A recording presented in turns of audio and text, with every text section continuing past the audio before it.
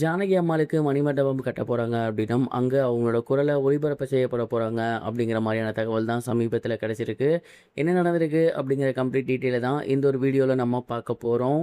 Tamil cinema மட்டுமல்லாது தெலுங்கு, கன்னடம், மலையாளம், ஹிந்தி போன்ற 40க்கும் மேற்பட்ட மொழிகளில் 48,000க்கும் மேற்பட்ட பாடல்கள் பாடி ரசிகர்கள் மத்தியில் மிக பெரும் வரவேற்பு விட்டிருந்தவங்க தான் ஜானகி அம்மாள்.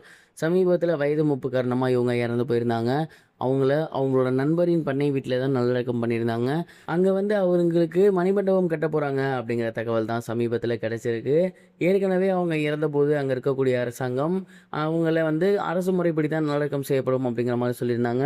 அதை தொடர்ந்து இப்போ மணிமண்டபம் கட்டுறதுக்கும் ஓகே சொல்லியிருக்காங்களாமா. ஏன்னா 1 இல்லை 2 இல்லை 20க்கும் மேற்பட்ட மொழிகள் 48,000க்கும் மேற்பட்ட பாடல்கள் பாடி மிகப்பெரும் சாதனை பண்ணியிருக்காங்க.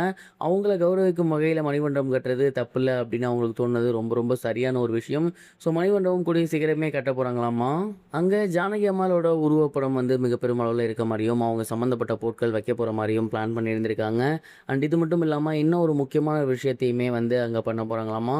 அது என்ன அப்படின்னா, ஜானகி அம்மா இந்த உலகுக்கு அறிமுகப்படுத்தியது அப்படிங்கிறது அவங்களோட அந்த வசந்த குரல், காந்த குரல் தான். அந்த குரல் என்றைக்குமே மக்கள் கேட்கணும், என்றைக்குமே அந்த குரல் மக்கள் மத்தியில் ஒளிபரப்பப்படணும் அப்படின்னு சொல்லி அந்த ஒரு மணிமண்டபம் கட்ட போகிறாங்க இல்லையா, அதுலேயே ஸ்பீக்கர் மாதிரி வைக்க போகிறாங்களாமா.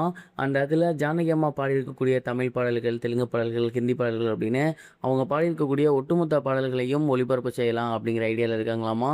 அண்ட் இதற்கான முழு ஏற்பாட்டையும் கண்டிப்பாக அரசாங்கமே எடுத்துக்கும் அப்படிங்கிற மாதிரியுமே தெரிய வந்திருக்கு. அண்ட் ஜானகி அம்மா அவர்களுக்கு இதை விட மிக பெரும் ட்ரிபியூட் இருக்காது அப்படிங்கிற மாதிரி நான் நினைக்கிறேன். ஏன்னா இறந்த போதுமே அரசாங்கம் அதற்கான முழு செலவையும் ஏற்றுக்கிறேன் அப்படிங்கிற மாதிரி சொல்லியிருந்தாங்க.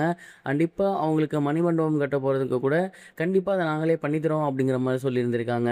அரசாங்கம் இதற்கு இதெல்லாம் பண்ணுறதுக்கு ஓகே சொல்கிறதுக்கு மிக முக்கிய காரணம் என்ன அப்படின்னா, ஜானகி அம்மா அவர்களுக்கு குடும்பம் அப்படின்னு மிகப்பெரிய அளவில் இல்லை.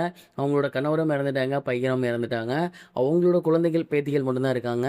அவங்களுக்கு தேவையான ஒரு சில விஷயங்கள் பண்ணிவிட்டு அவங்களோட சொத்துக்கள் இருக்குது இல்லையா, அதை நிறைய ஏழை மக்களுக்கு அவங்க ஹெல்ப் பண்ணியிருந்திருக்காங்க.